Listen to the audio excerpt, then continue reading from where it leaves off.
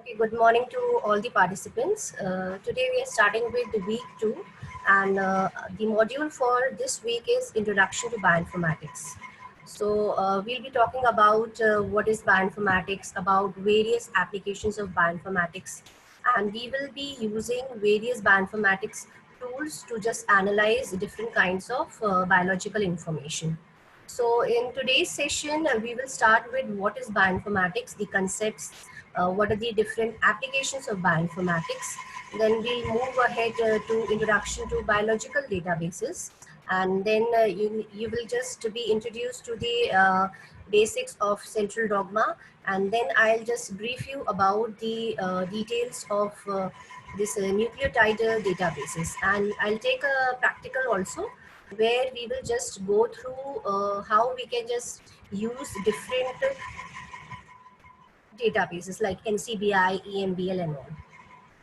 So I'll start today's session, and this is the basic concepts, its applications and introduction to biological databases. That is all about a brief intro to bioinformatics. So what is the term bioinformatics? Who gave the term bioinformatics? So the term bioinformatics, it was actually given by Pauline Hogweg.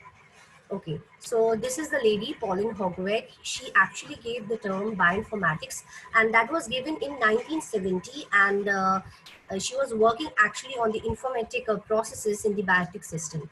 So she was the one who gave the term bioinformatics, and she is actually presently working as a Dutch theoretical biologist, and she is working on the complex systems under this biological dynamic information processing systems. And she actually gave this term bioinformatics. But actually, Margaret Dayhoff is the person who is actually known as the mother and father both of bioinformatics, and he is the person who actually gave this theory of bioinformatics. What about how we can use this bioinformatics and what applications this bioinformatics can be used for. So I'll just let you know what is bioinformatics.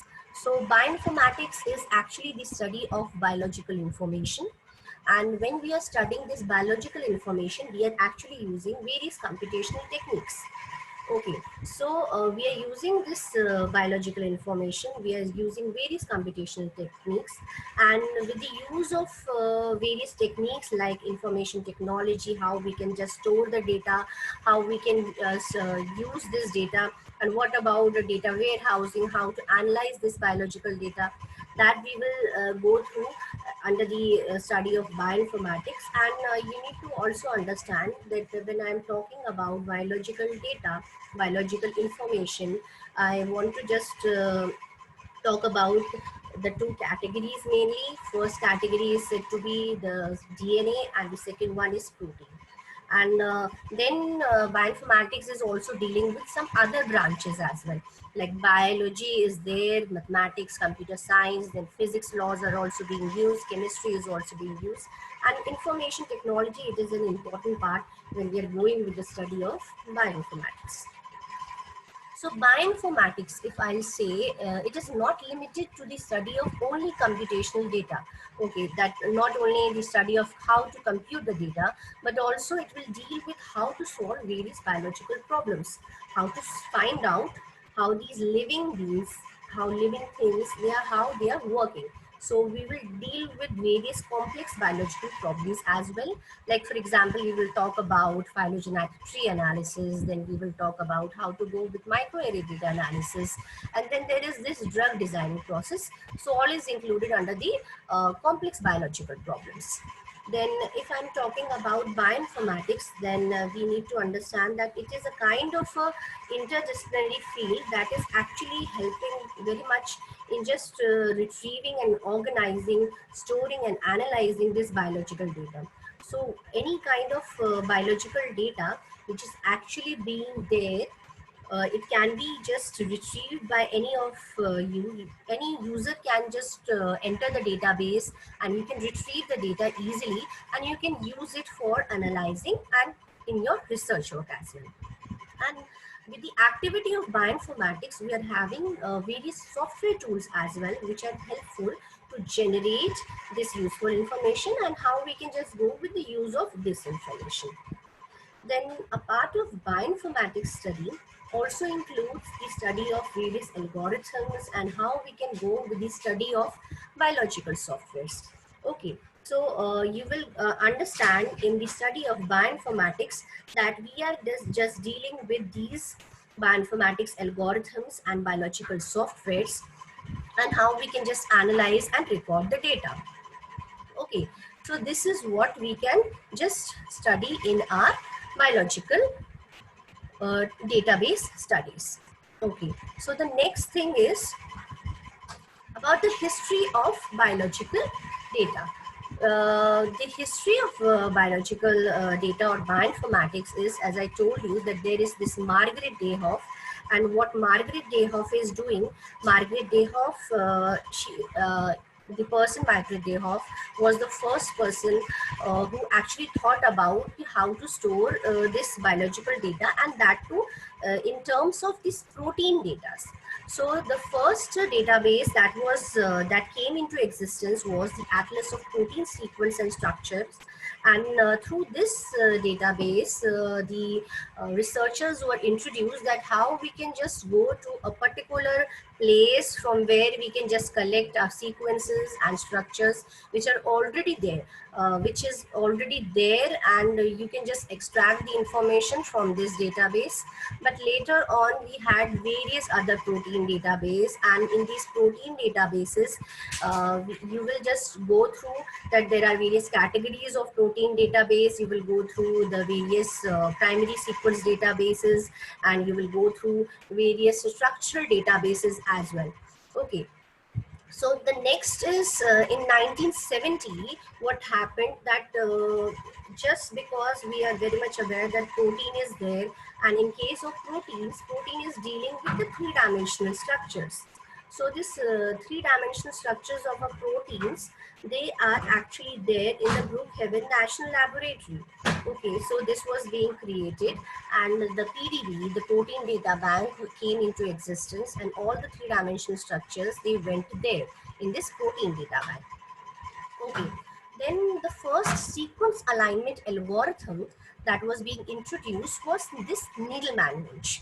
Okay, so this Needleman-Wunsch, it was the first algorithm. This is used to just find out similarity between sequences.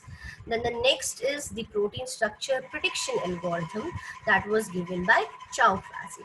And the first algorithm that went was for the fast database searching, that was BLAST and FASTA.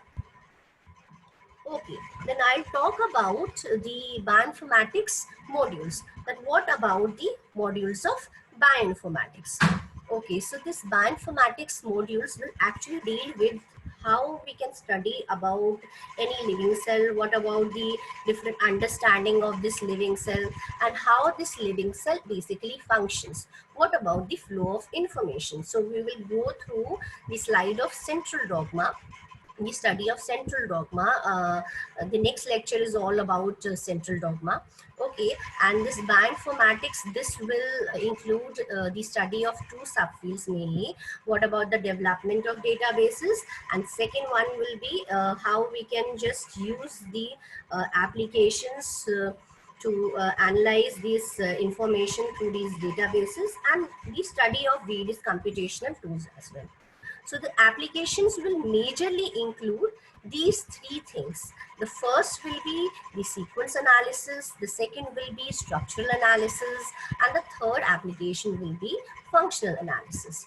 Okay, so in case of sequence analysis, we will deal with the genomic comparison, the sequence alignment, phylogeny, etc. In structural analysis application, we will study about the gene prediction, protein structure prediction, and other things like visualization, etc. And in the functional analysis, we will talk about metabolic pathway modeling, what about how we can go with the study of gene expression analysis, and so on. Then the next thing is, what about the use of these bioinformatics tools? Why we are going with the use of bioinformatics tools? So we are using these bioinformatics tools, and just to make our study easier, but we need to understand that what are these tools are actually web-based tools which are available on internet. You can just go and you can browse them by accessing it on free basis through the internet, or you can go with the use of certain bioinformatics software programs as well. So whenever a programmer, a team is going with the designing of such software programs, so what it is doing, it is just designing and it is extracting the meaningful information. Okay, so the designing of the software is based on when we are going with the study of biological information. So whenever we are designing a bioinformatics tools, so aim is just to go with the study of biological information, so that we can just mine a fruitful information from that particular tool. Like for example, if we are dealing with a sequence alignment tool, then we want to just find out what about the similarity. If we are dealing with a structural analysis tool, then we want to study about how the structure will look like. So this is what we need to understand while designing a software program or any web-based tool. So when these, besides these, there are certain other factors as well while designing a bioinformatics tools. And that includes that whenever the designing is being done, that the end user, the biologist, he should actually consider that the software or the web-based tool is actually being used by frequent users, and the technology they are using is through their computer systems basically. And you will just get to know that we'll be talking about, I'll just go through the practical sessions as well, and you will just go through various tools which you can use on your mobiles as well. Okay, so they are operating on various operating systems like Windows, and they are working on Android system as well. Okay, so then the other thing is that obviously because we need to go with the study of this biological information, so the researcher should keep in mind that what kind of tools should be freely available on the internet, and what about those tools which you will just get through paid basis. Okay, so based on this, I'll be covering the similarity based tools in my sessions. Then we'll talk about the sequence analysis tools. What about the theories beside the sequence analysis? And then I'll talk about the structural analysis, and what about the different theories that are involved in the structural analysis and the tools involved with structural analysis. Okay, so this will all be there in the sessions of our bioinformatics module. So here you can see on this slide, there are actually various applications. So these various applications are actually dealing with various fields like biotechnology, microbial genome, then molecular medicine, okay, and personalized medicine, preventive medicine, gene therapy is there, drug development is there, antibiotic resistance is there, evolutionary studies, waste cleanup, lot many applications you can see on this slide.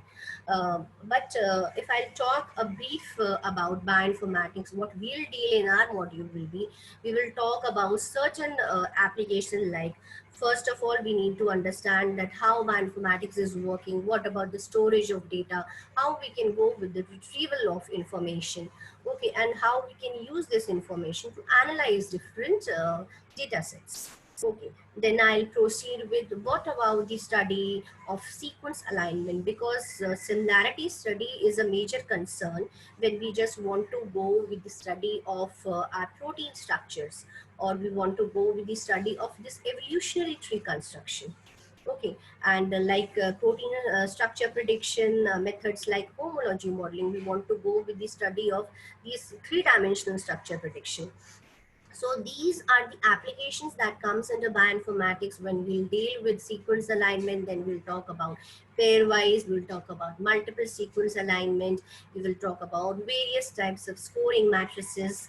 Okay, and then we will talk about a bit about this phylogenetic tree construction. What is the process? How we can go with the tree construction and evolutionary tree study?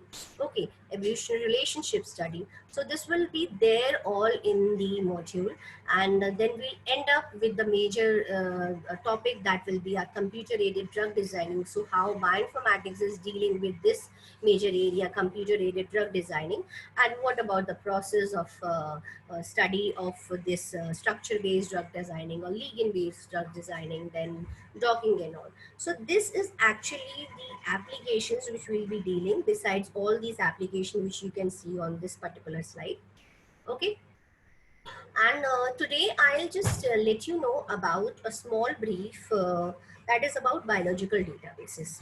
So I just talked about that who gave the term bioinformatics, what was the first bioinformatics database. So that was Atlas of Protein Sequences and Structures. Then later on this SwissProt came, and this PDB came, and then there was GenBank. But the need for biological database was just because that there was so much data, there was a lot of data, and just because of that data we needed this storehouses where this information should be stored, and it can be easily retrieved by any person around the world. So this was the basic thing that went the researchers to go with this creation of various biological databases. You can easily retrieve that staying at any part of the world, and you can use that data, and you will just get in touch with what kind of research the world is going with related to all these biological databases.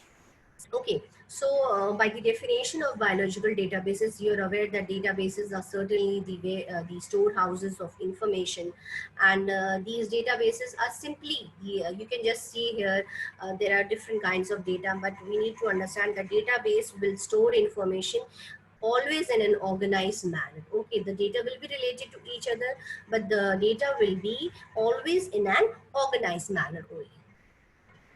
Okay, so starting with the uh, biological database, so we can just say that biological databases, they are the collection of this experimental and theoretical data, and they are actually organized, that I said, they are organized in a manner that we can just go with the easy access, easy management, we can easily update them, and we can easily retrieve them.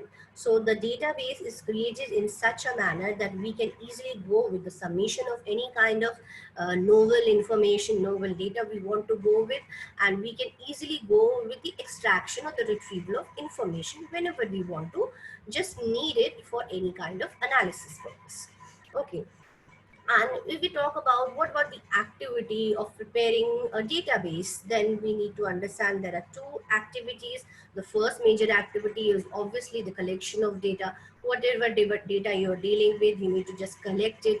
And then after the submission, the data should be available to multi-user systems. So the database should be created in such a manner. Okay. But when I'm talking about biological, the key term biological is dealing with the information that we are extracting from living organisms. Okay, so why we are just learning these biological databases? So being a student of this life sciences department, we need to understand that we need to deal with proteins, we need to deal with nucleic acids, and we need to deal with lot many data. Okay, so all these data we need to understand how we can, if we are going with a novel kind of research, so we need to just submit our information into these databases as well. So they can be in the form of sequences, they can be in the form of structures as well.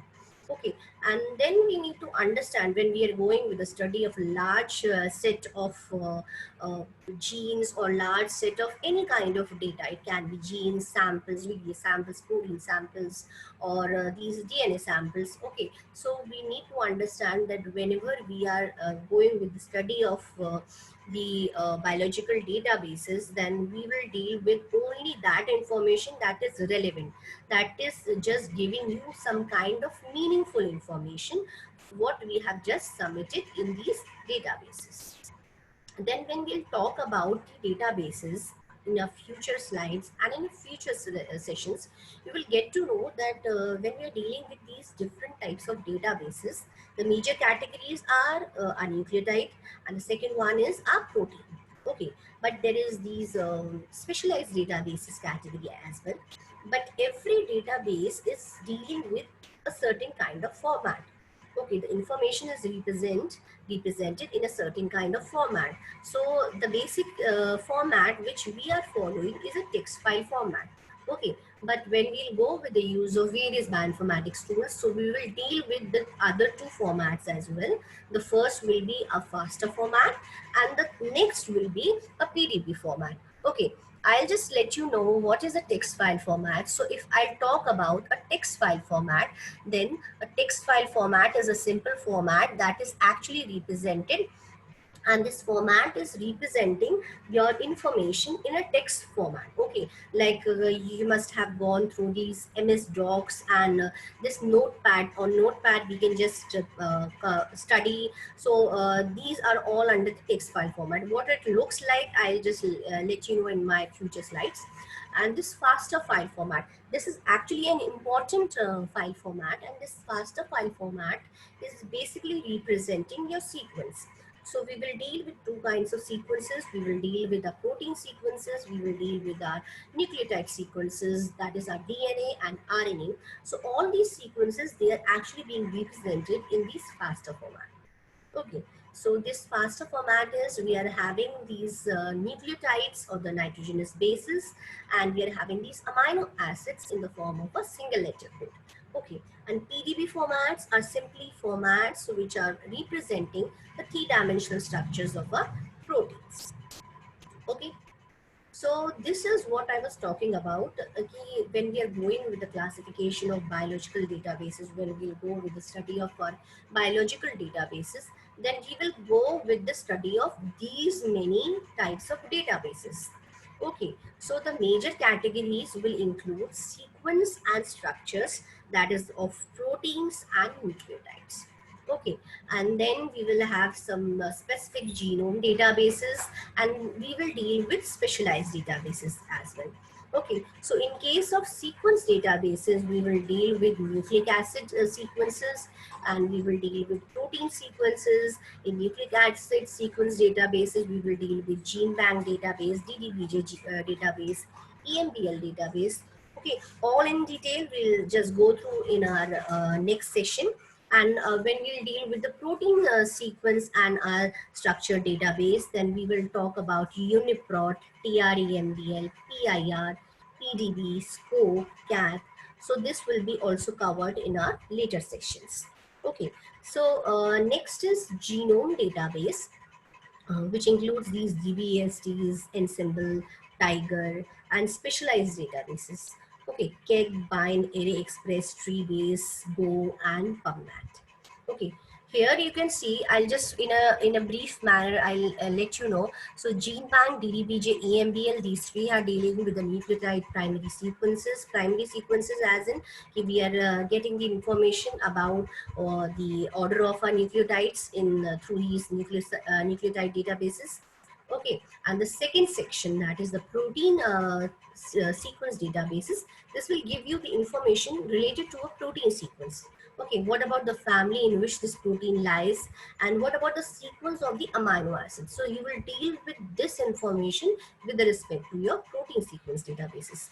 Okay, and these structure databases like PDB, SCOPE, CAT, what they are doing, they will represent the protein in a three-dimensional manner, as well as you will deal with these structures. And what about the detailed annotated information that is related to the three-dimensional structure, torsion angles, various interactive forces, and so on, various information related to those protein structures. Okay, genome database will obviously give you the information related to the whole genome, the small EST segments. Then there are other genome related databases as well. In case of specialized databases, you can just see there is KEGG. There is KEGG that is related to metabolic pathways, KO2 encyclopedia of gene and genome, Bind is there, ArrayExpress is there, dealing with various pathways again related to proteins and other products. Then Treebase is related to the phylogenetic tree databases. Gene ontology will help you to understand what about the functions of various genes. PubMed is actually a resource from which you can just go through various research articles in which this information with respect to all kinds of research is there. Okay, so you can deal with all these databases. This is very brief about these databases, and I have just mentioned just a few. There are a lot many databases which are there. You can just go through the Google and NCBN, and you can browse all these databases and study them as well.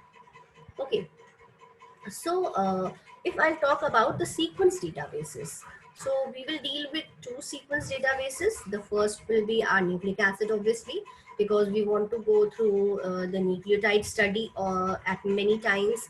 And if I'll talk about what kind of a repository is these nucleic acid dealing with, so the contents are actually not curated in the manner that they are submitted, but somehow many submissions are not being curated. They are just submitted, but you can have duplicacy of information in these kind of databases. But on the other hand, protein sequence databases, they are dealing with all kinds of protein information. So we go through the secondary type of databases, primary type of databases, tertiary type of databases, when we deal with the sequence of protein, and you will get the information in a curated manner, and you can just easily extract this information and utilize it for your study. Okay, so nucleotide databases will deal with these three majors, that is the gene bank, EMBL, and DDBJ. Gene bank is actually there, that is being maintained by NCBI, the National Center for Biotechnology Information. It actually was established in 1988. You can just see the URL. Through this URL you can just go to your gene bank database. You can browse the database, okay, and you can get information related to any nucleotide sequence which is there submitted in this gene bank. Okay, so EMBL is the European Molecular Biology Laboratory. This is the second type of nucleotide sequence database, and this is actually being established and initially by the Europe country, and it is presently being maintained by the European Bioinformatics Institute. Okay, you can see here the direct submissions are easily possible in EMBL, and the URL is mentioned here, embl.org. You can browse it and you can just enter the database.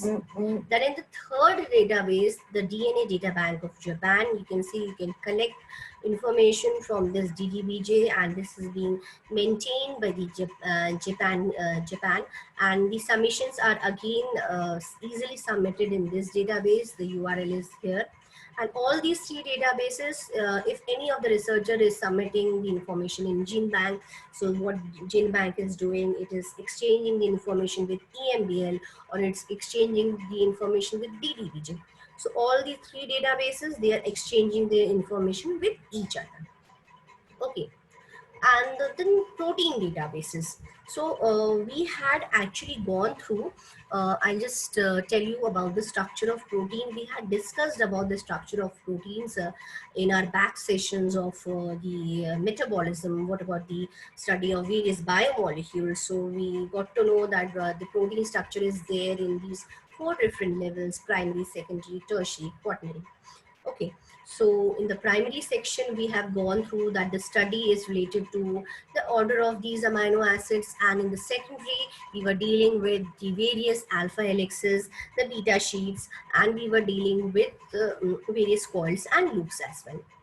Okay, and the next one was a tertiary structure, how it looks in the 3D manner. What about the various interactions that are being involved in a three-dimensional structure? And when we are dealing with more than one kind of molecule, then we talk about the quaternary structure of a protein. So this is all about where we study the protein structure. Protein is there in nature in its complex manner, in its three-dimensional manner, and that is actually being created by the help of techniques like X-ray crystallography and NMR spectroscopy. Whereas we are having certain other in silico techniques like homology modeling, by which you can just create the 3D structures as well. Okay, So back to this, I was talking about the protein databases. So we got to know that there are four kinds of structures. But when we'll deal with the protein databases, then we'll talk about the three types of databases. So we will deal with the primary databases, we will deal with the secondary type of databases, then we'll deal with tertiary type of databases. So what is the difference between all these three databases? So primary databases, they are actually dealing with the summations which we have with respect to the chain of amino acids only. Okay, so UniProt, PIR, MIPS, TREMB, NRL3D, these are the major protein primary sequence database. We are having lot many other databases as well, but these are the major primary databases. Okay, but in terms of secondary databases, so the term secondary is actually studied when we talk about different protein sequences. When we are dealing with different protein sequences, then we need to understand that different proteins or proteins which belongs to the same protein family will have some kind of similarity. So this similarity will be introduced by the help of these motif regions. So these similarity regions, they are just termed as motif regions. So they can be one, two, or three, and depending on the presence of one motif region or more than one motif region, the databases are categorized into pro, site, profile, print, PFAM, and block. So here the categorization is simply on the basis of similar regions, the motif regions. And while we will just go through the similarity thing, we will also consider our mismatches as well, because mismatches are supposed to be those regions which we got just because of mutational changes. It can be mutation that had been just because of substitution, or it can be because of insertion or deletion. So what are the cases? What about these databases? We'll just go through these databases in detail in our tomorrow's session, where we'll talk about in detail with these protein databases. Okay, tertiary databases, the three majors I have mentioned here: protein data bank, the structural classification of proteins, classification architecture, topology, and homologous proteins databases. So these three are the major tertiary databases. All three will have the information about the 3D structure. Out of these three databases, the most famous one is this RCSB-PDB. Whenever I talk, I'll tell you just go through the structure of a protein in a three-dimension form. Then you just need to go with PDB. You need to go with PDB. You can browse your protein and you will get your three-dimensional structure if it is there submitted in the database. Okay, so this is the major database that I'll talk about, the UniProt knowledge base. Okay, so initially we had the SwissProt and TREML as two separate databases. So SwissProt was maintained by the Swiss Institute of Bioinformatics as well as the European Bioinformatics Institute, and it is a kind of a curated database I have already mentioned before. And the kind of information this database is having is highly annotated. Okay, it is having all sort of details about the protein sequence, about the structure, function, and about the order of sequence and so on. Okay, but I'll go through the format of the file which you'll see in the UniProt KB, and you can see there are sections where you will deal with all sort of information, and you can easily go through the sections and study the information. And when we want to just go with the sequence, so you need to extract the sequence, and the sequence is always extracted in the FASTA format only. So you will deal with these sequences, and that too in the form of your FASTA format. Okay, so besides this Swiss plot, earlier we had this TREMBL. So TREMBL is the translated EMBL. So EMBL deals with the nucleotide sequences, and these nucleotide sequences, these DNAs, they go with the transcription and translation further. So translated versions of these DNA sequences, they are actually there in TREMBL. So it is again a sort of a protein database only, but the submissions here are not direct proteins. They are translated versions of our nucleotide. Initially, it was actually being divided into the two sorts. The first one was FP and the other one was this REM-TREMBL. Okay, but presently we are having a single database that is said to be our UniProt KB, and both the databases, they got just merged, and we had just ended up with this UniProt knowledge database. Okay, so this I've covered. I was talking about the structural databases. So in case of structural databases, there are these protein data banks, then CAT is there, SCOPE is there, molecular modeling database is again there. Okay, the URLs are here. And whenever we'll talk about the structural databases, so all the three-dimensional structures which we have got for our proteins, they are there in these structural databases. And you need to understand that this 3D structure is not being created by any sort of in silico designing, any sort of virtual designing. These structures are primarily based on methods like X-ray crystallography and NMR. Okay, so based on the theoretical studies, we have just gone with the researchers, they go with the creation of these 3D structures. Okay, unless there are certain other methods like homology modeling, but the protein data bank, this is not dealing with the homology modeling thing. Okay, so because it is a kind of a virtual process. Okay, so the third major category of all these databases is our specialized databases. So specialized are databases which are organism specific or function specific. Okay, or we have different medical literature specific databases, then databases dealing with genomes, what are different functions.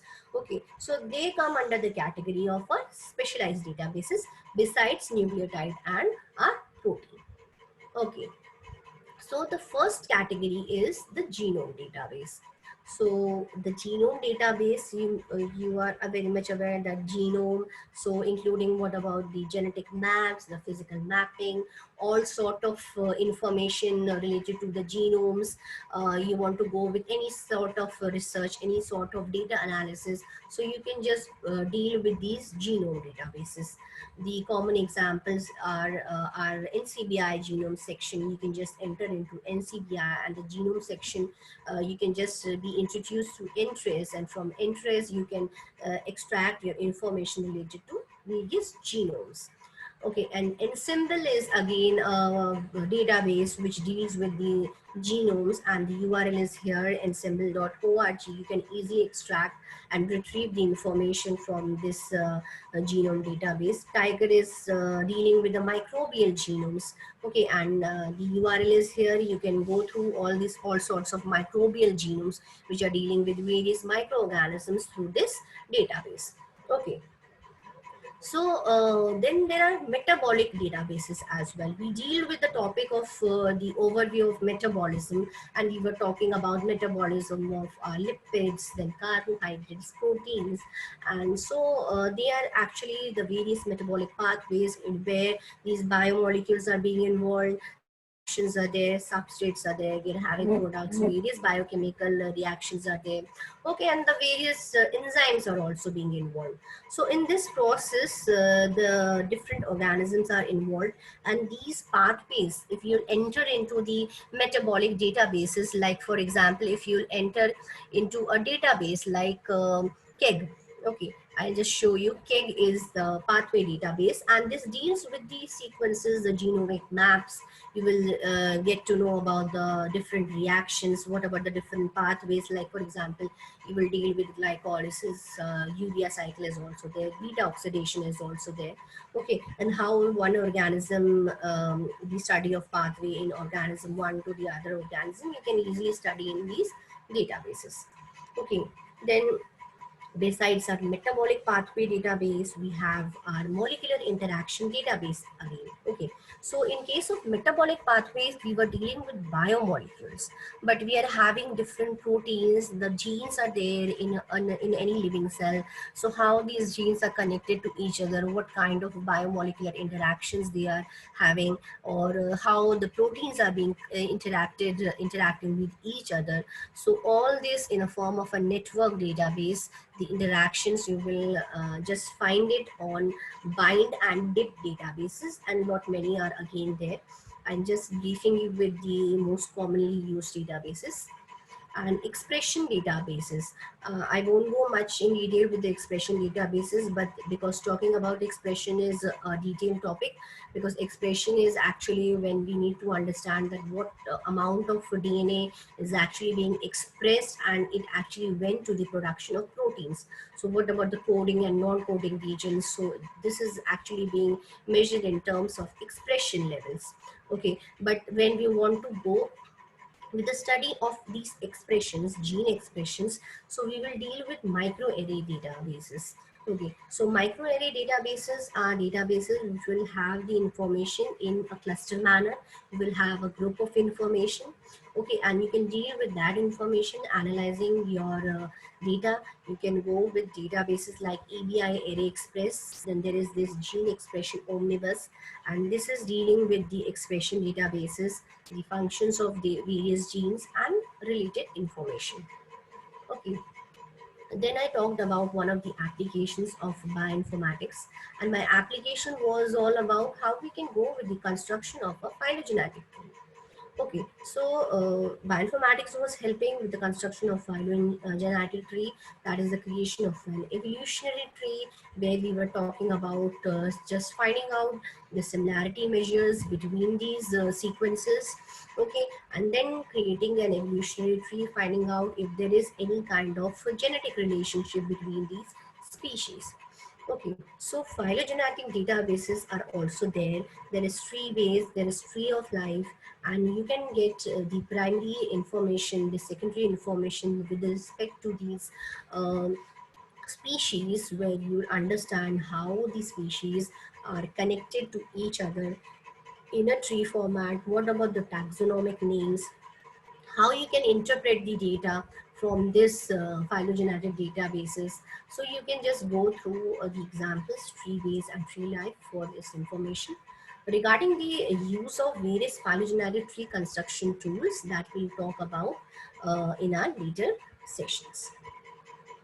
Okay, so Entries is also there. There are actually three databases. There is Entries, there is this SRS, and there is dbGet. So you will study about Entries, SRS, dbGet in a manner that they are actually helping out to search these databases. They are said to be the information retrieval systems, or they are said to be the sequence retrieval or information retrieval systems, basically. So they are kind of search engines through which you will be connected to these different databases. So Entries will help you to be connected to PubMed, to GeneBank, to various genome databases, to various specialized databases, and so on. And a similar work is being done by the Sequence Retrieval System, SRS. This is also connected to various different data banks, and it will help you to search for information, and that will be just connected to different genome, protein, specialized, and our DNA sequence and structure databases. The gene ontology. Okay, so besides, I told you Entries, SRS, there is the third one, that is dbGet. It also helps in the retrieval process again.